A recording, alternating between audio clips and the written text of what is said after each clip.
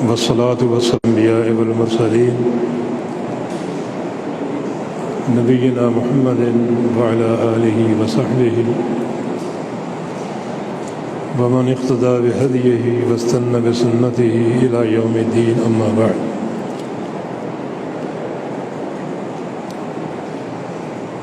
شروع رمضان سے اس وائرس کے ساتھ ایک وقت ہمارا گزرا. اللہ تعالیٰ کی آزمائش تھی، اس کی ابتلا تھی. اللہ تعالیٰ نے صبر دیا اور بحمد اللہ میں بھی، میرا بیٹا بدی الدین اور میری بیٹی تینوں روح بصحت ہیں. جو اس مرض کی علامات تھی وہ اللہ نے ختم کر دی. تھوڑی سی نقاہت باقی ہے، دعا کریں کہ اللہ تعالیٰ وہ بھی ٹھیک کر دے. ہمارے چھوٹے بھائی ہیں، وہ بھی چند دن سے اس وائرس میں مبتلا ہیں. ان کی صحت کے لیے دعا کریں. اللہ تعالیٰ تمام بیمار بھائیوں کو، بہنوں کو صحت کاملہ عاجلہ اور دائمہ عطا فرما دے. اس دوران کثرت سے ایک ہی دعا کی تھی کہ یہ گھر جس کو بڑی ایک شوق اور محبت سے بنایا تھا،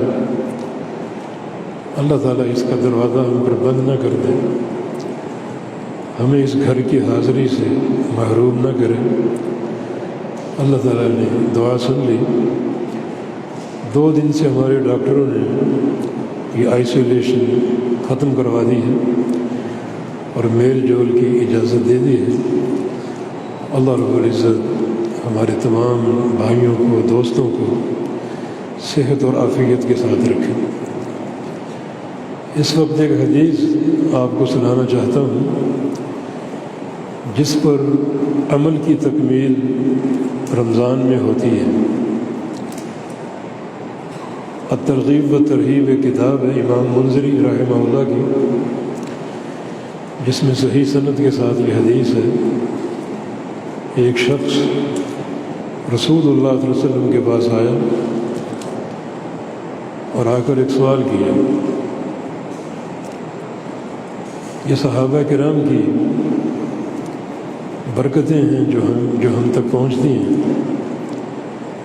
بڑے وہ عظیم الشان سوال لے کر آیا کرتے تھے اور اللہ کے نبی صلی اللہ علیہ وسلم جواب دیا کرتے تھے، اور ان کے سوالات کی بدولت ہمیں ایک بڑا بہترین علم حاصل ہو جاتا ہے. اس کا سوال یہ تھا کہ ارأیت ان شہدت ان لا الہ الا اللہ، یا رسول اللہ صلی اللہ علیہ وسلم اگر میں یہ گواہی دوں کہ اللہ کے سوا کوئی معبود نہیں ہے اور اس گواہی پر قائم رہوں وَأَنَّكَ رسول اللہ، اور یہ بھی گواہی دوں کہ آپ اللہ کے سچے رسول، ان 2 گواہیوں پر قائم رہو، اللہ تعالیٰ کی توحید کی گواہی اور آپ کی رسالت کی صداقت کی گواہی. اور وصلیت الصلوات الخمس، 5 نمازیں ادا کرتا رہا. اور وأدیت زکوٰۃ مالی، اور اپنے مال کی زکوٰۃ دیتا رہا. یہ 4 باتیں ہو گئی. آخری جو 2 باتیں ہیں ان کا تعلق رمضان سے ہے.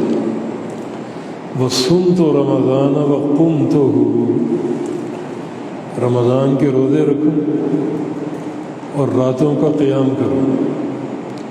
تو ممن انا، میرا شمار کن لوگوں میں ہوگا، میں کن لوگوں میں گنا جاؤں گا. رسول اللہ صلی اللہ علیہ وسلم نے کیا فرمایا؟ من الصدیقین والشہداء، یہ سارے کام انجام دینے پر تم صدیقین میں شمار ہوگی اور شہداء میں شمار. یہ اللہ تعالیٰ کی توحید کی گواہی اور نبی علیہ السلام کی رسالت کی گواہی. اور پھر نمازیں قائم کرنا اور زکوٰۃ دینا. اور ساتھ یہ دو کام، رمضان کے روزے اور رمضان کا قیام، اگر زندہ ہو تو بھی تمہارے شمار صدیقین اور شہداء کے ساتھ ہوگا، اور اگر فوت ہو گئے تو بھی اللہ رب العزت تمہیں اس زمرے میں شامل فرما لے گا، صدیقین کا زمرہ اور شہداء کا زمرہ۔ صدیقین جن کے سرخیل ابو بکر صدیق رضی اللہ تعالی عنہ، اور شہداء کا طبقہ جن میں سید الشہداء امیر حمزہ ہوں گے، سعد بن معاذ ہوں گے، جن کی وفات پر اللہ تعالیٰ کا عرش ہل گیا، اور بڑے بڑے جلیل القدر صحابہ۔ تو یہ کام اگر تم انجام دیتے رہے تو اللہ تعالیٰ تمہیں صدیقین اور شہداء کے زمرے میں شامل فرما لے گا۔ تو یہ سارے کام ان کے مواقع موجود ہیں۔ توحید کی گواہی بھی ہم دیتے ہیں، نبی علیہ السلام کی رسالت میں گواہی دیتے ہیں، اور پھر نمازوں کی اقامت ہے، زکوٰۃ بھی اللہ کی توفیق سے ادا کرتے ہیں۔ باقی یہ دو کام ہیں، رمضان کے روزے اور رمضان کا قیام۔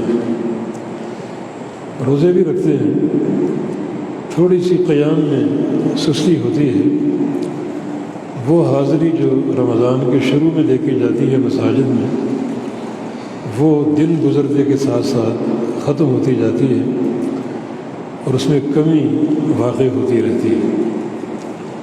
علامہ ابن رجب رحمہ اللہ مقدسی بغدادی بہت بڑے محدث تھے، ان کا قول ہے کہ رمضان میں دو جہاد ہیں اللہ کی طرف سے، ایک جہاد کا تعلق دن سے ہے اور ایک جہاد کا تعلق رات سے ہے۔ دن کا جہاد روزہ ہے، اور رات کا جہاد یہ تراویح کی نماز ہے، قیام اللیل ہے۔ یہ دونوں جہادوں کے لیے مستعد رہیں۔ سائل کا سوال یہی تھا، رمضان کے روزے رکھتا رہوں اور رمضان کا قیام کرتا رہوں، ناغہ نہ کروں، نہ روزے میں اور نہ قیام میں، تو میرا شمار کن لوگوں میں ہوگا؟ فرمایا کہ صدیقین اور شہداء میں۔ ایک نقطے کی وضاحت ضروری ہے، ہمارا رمضان میں جو شوق اور ذوق ہوتا ہے وہ شروع کے دنوں میں ہوتا ہے، مسجدیں بھری ہوتی ہیں، 2-4 دن رونق قائم رہتی ہے، پھر آہستہ آہستہ مساجد خالی ہو جاتی ہیں۔ حالانکہ یہ سوچ شریعت کے خلاف ہے۔ ہر عمل کا جو آخری حصہ ہے وہ زیادہ اجر کا باعث ہے، وہ زیادہ افضلیت کا باعث ہے۔ شروع سے زیادہ آخری حصہ زیادہ فضیلت کا حامل ہوتا ہے۔ رمضان کا پہلا روزہ جو اس کا ثواب ہے، اجر ہے، دوسرے کا اس سے زیادہ ہو، تیسرے کا اس سے زیادہ ہو، چوتھے کا اس سے زیادہ ہو، حتیٰ کہ آخری عشرہ اور آخری عشرے میں طاق راتیں، ان میں ایک رات ایسی جس کی عبادت 1000 سال کی عبادت سے افضل ہے، تو یہ رات بھی آخری حصے میں ہے۔ ویسے بھی آپ دیکھیں جتنے بھی عمل ہیں، نماز ہے، آپ شروع کرتے ہیں تکبیر تحریمہ سے، رکوع ہیں، سجود ہیں، مگر سب سے آخری حصہ کیا ہے؟ سلام پھیرنے سے قبل۔ سلام پھیرنے سے قبل جو حصہ ہے دبر الصلاۃ، وہ زیادہ افضلیت کا حامل ہے۔ رسول اللہ صلی اللہ علیہ وسلم کی حدیث ہے کہ بل یتخیر من الدعاء، کہ اس وقت چھانٹ چھانٹ کے دعائیں کرو، یہ بڑا قبولیت کا وقت ہے۔ یہ آخری لمحات جو ہیں اللہ تعالیٰ کے ہاں قبولیت کے لمحات۔ ایک رکعت ہے جو قیام سے شروع ہوتی ہے اور سجدے پہ ختم ہوتی ہے۔ جب سجدے سے آپ اٹھتے ہیں تو دوسری رکعت شروع ہوتی ہے، تو ہر رکعت کا جو اختتام ہے وہ سجدے پر ہے۔ اور سجدے کے بارے میں کیا کیا احادیث، نبی علیہ السلام کی حدیث ہے، اقرب ما یکون العبد من ربہ وہو ساجد، بندہ اپنے رب کے زیادہ قریب کب ہوتا ہے؟ جب وہ سجدے میں ہو۔ اور نبی علیہ السلام کا ارشاد گرامی کہ قامن ان یستجاب لکم، سجدے کی دعائیں اس لائق ہیں کہ قبول کی جائیں، جتنی دعائیں کرو گے اللہ تعالیٰ قبول کرے گا۔ تو ہر رکعت کا اختتام سجدے پر ہوتا ہے۔ کل جمعہ گزرا ہے، جمعے کی جو سب سے افضل گھڑی ہے وہ کون سی؟ فجر سے جمعہ شروع ہو جاتا ہے، آپ جمعے کے اعمال شروع کر دیں، کثرت سے درود پڑھیں، سورہ کہف پڑھیں، مسجد میں جلدی پہنچ جائیں اور نوافل پڑھیں، نفل پر نفل پڑھیں، سجدوں پر سجدے کریں، پھر جمعے کی نماز ہے۔ لیکن ان سب میں افضل گھاٹی کون سی؟ عصر سے لے کر مغرب تک ساعت الاستجابہ، قبولیت کی گھڑی۔ نبی علیہ السلام انگلی کے اشارے سے ظاہر کرتے کہ وہ گھڑی بہت چھوٹی ہے۔ اس گھڑی میں جو بندہ جو بھی دعا کر رہا ہو، دنیا کی خیر مانگ رہا ہو، آخرت کی خیر مانگ رہا ہو، اللہ تعالیٰ اس کو عطا کرے گا۔ وہ گھڑی بھی جمعے کے اختتامی لمحات میں۔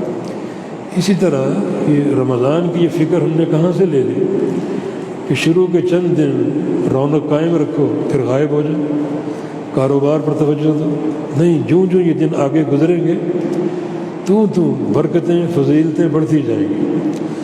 یہ پیغام عام کر رہے ہیں، اپنے بھائیوں کو دوستوں کو دیں کہ مساجد سے دور کیوں ہو گئے؟ یہ تو جتنے لمحات اب باقی ہیں مساجد سے گہرا تعلق ہونا چاہیے۔ اپنا محاسبہ کیجیے۔ محاسبہ کب کرو گے؟ جب رمضان گزر جائے گا تب کرو گے، تب پچھتاوے کے علاوہ کچھ نہیں ہوگا کہ ہم نے سب کچھ کھو دیا، محروم ہو گئے۔ اب یہ محاسبے کا وقت ہے۔ اللہ پاک توفیق دے۔ وآخر دعوانا الحمدللہ رب العالمین۔